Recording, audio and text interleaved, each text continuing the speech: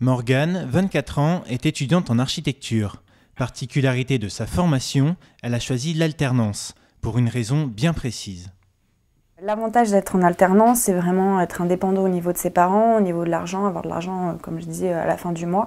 Et c'est vraiment après, pour la suite, si on a envie de pouvoir acquérir un bien ou autre chose. En France, 136 000 étudiants ont choisi cette voie.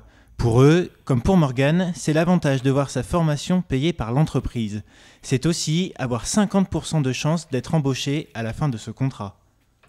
C'est vraiment grâce à l'alternance que j'ai pu en fait montrer mes capacités et pouvoir prétendre après avoir un CDI. En parallèle de ses cours, c'est dans ce cabinet d'architecture que travaille Morgane 3 jours par semaine.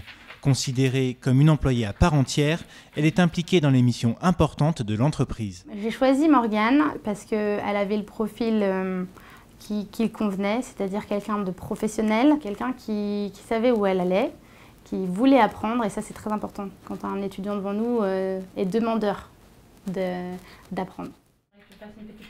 Accompagner un étudiant en alternance, c'est aussi l'aider dans ses projets personnels.